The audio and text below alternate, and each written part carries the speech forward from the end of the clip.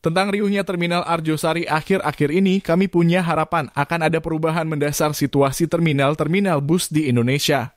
Mau itu di Arjosari, Bungurasi, dan sebagainya.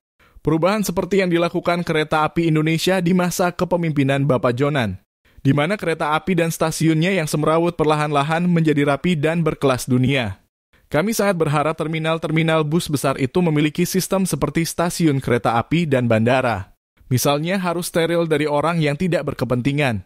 Yang punya niat kriminal dan meresahkan pengguna transportasi umum harus benar-benar dicegah untuk menginjakkan kaki di terminal. Nggak perlu ada yang memaksa untuk penumpang naik bus A atau bus B, nggak perlu ada orang yang memaksa membawakan barang, kecuali diminta oleh pengguna jasa transportasi.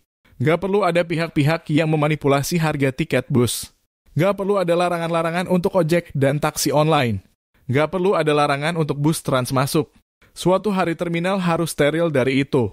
Suatu hari terminal harus nyaman untuk orang awam yang baru saja menginjakkan kaki di terminal.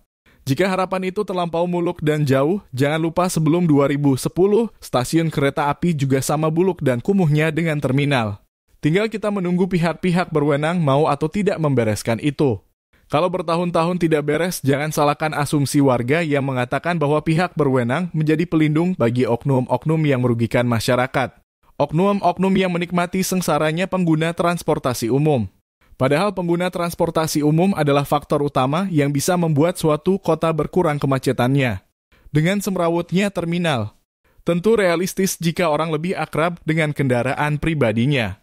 Semakin banyak pengguna mobil dan motor, semakin macet suatu kota. Warga rugi, pemerintah juga rugi. Kami sebagai pengguna jasa transportasi makin kesini juga makin tidak peduli kepada orang-orang yang mengaku wong cilik, tapi malah mengganggu wong cilik lainnya. Wong cilik yang mengganggu itu, yang menentukan ojek dan taksi online hanya boleh menurunkan penumpang.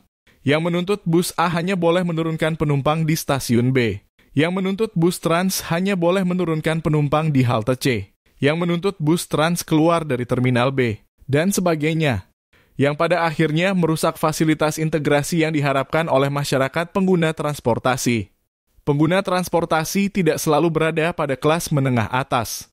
Kebanyakan juga berjibaku di kelas menengah bawah. Banyak juga yang menghadapi tantangan PHK. Minimal ada yang mengalami satu orang mengerjakan tugas satu divisi. Tapi pengguna transportasi umum hampir tidak pernah menjadi faktor utama penentu kebijakan di terminal-terminal. Malah kami dipaksa menerima kebijakan-kebijakan yang hanya menguntungkan oknum-oknum. Entah sampai kapan harapan itu harus dirawat. Semoga saja kita diberi kesempatan melihat perubahan besar di terminal-terminal besar itu.